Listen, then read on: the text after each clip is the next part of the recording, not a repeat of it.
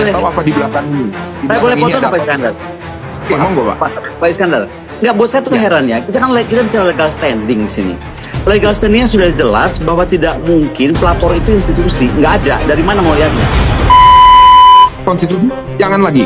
Gitu menurut Oke, saya. Pak Iskandar. Jadi menurut Pak Iskandar sebetulnya Ya. tidak perlu sampai kemudian harus mencari celah ke Polda Metro Jaya. Begitu sebaiknya Ferry dipanggil saja gitu ke TNI untuk diajak diskusi begitu ya, Pak Iskandar, begitu ya? Oh ini.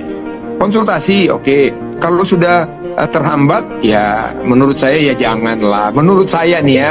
Tapi saya juga Saya tidak boleh- tahu apa di belakang ini. Di Saya belakang boleh ini potong ada Pak apa? Iskandar? Oke, monggo Pak. Pak Iskandar. Nggak, buat saya tuh heran ya. Kita bicara legal standing di sini. Legal standingnya sudah jelas bahwa tidak mungkin pelapor itu institusi. Nggak ada. Dari mana mau lihatnya?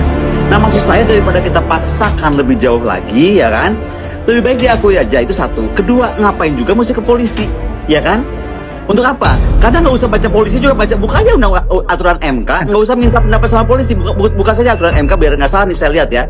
Nomor 105 PUU 22 2024 pasal 27A pasal 45 ayat 4 Undang-Undang ITE. Udah jelas, Pak. Jadi nggak usah juga berkonsultasi sama Polri, apalagi sampai dibikin jadi berita headline. Wah, sekarang TNI berkonsultasi. Jadi it's too much and for only a little little guy gitu, which is warga negara kita sendiri, adik kita sendiri yang bernama Ferry Irwandi gitu loh. Maksud saya kok TNI ini musuhnya jadi musuh anak-anak kecil, mohon maaf ya, atau orang-orang yang sebangsa setanah air yang cuma dijemput sebentar juga kalau perlu dijemput gitu kan, nggak usah bikin heboh. Maunya saya TNI itu yang tadi, yang grande, yang katanya mau beli kapal induk. Masa kapal induk ngurusin Ferry Irwandi? Kapal induk tuh ngurusin orang yang jauh, yang nggak bisa dijangkau, yang betul-betul apa sih outward looking gitu. Betul nggak sih? Misalnya tadi Pak Iskandar, mohon maaf tadi saya potong, tapi buat saya tuh saya jadi emosi. Gini loh, kalau memang itu misalnya Soros, anggaplah agak ada Soros bermain ya, karena sekarang Amerika juga menyatakan demikian. Tugas TNI itu membuktikan bahwa Soros bermain. Apa kapasitas Soros bermain? Di mana dia bermain? Nah, itu kan akan lebih susah dibandingkan sekarang menurut saya jadi cyber.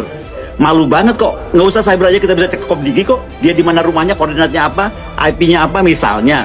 Itu loh Pak Iskandar. Jadi terlepas dari Pak Iskandar cara menyelesaikan dulu, Ignatius Piga, saya ingat sekali Bapak sangat cool gitu waktu menyelesaikannya ya. Ini kasus ini kan sekarang apa yang dia bikin gitu, kecuali yang dia bikin konten kan yang dianggap membuat ramai. Dan saya sepakat kalau enggak lama-lama orang akan melihat TNI ini kok jadi cari gara-gara sama rakyat. Itu yang saya hindari. Itu yang saya hindari. Baik. Saya berharap saya take Puspen kok lalu. Iya, jangan sampai begitu pandangannya dari masyarakat. Oke. Setuju, Pak setuju. Koni terakhir, silakan Bu Koni. Ya, kalau saya kembali ya, ini kalau kalimat-kalimat itu kan seolah-olah ada manipulasi framing dilakukan oleh Ferry Irwandi ya kan.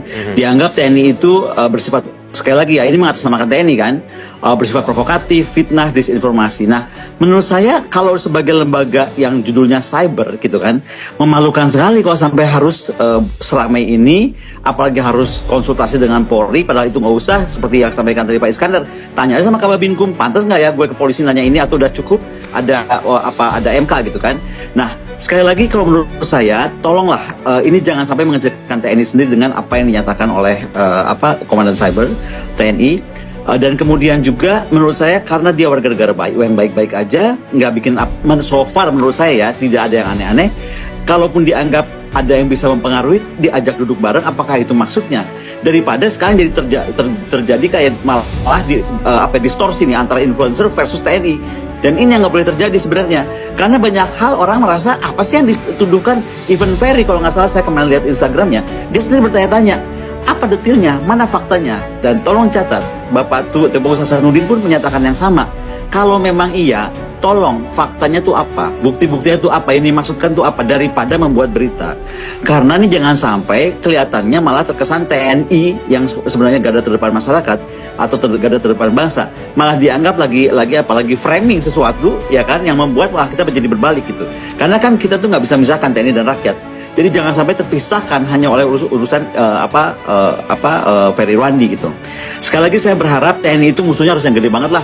Udah mempunyai kapal induk, udah mempunyai F-35, kalau nggak salah F-22 apa saya udah baca tiap saat, waduh makin keren Indonesia. Masa ngurusin cyber sekecil warga negara sendiri nggak mampu?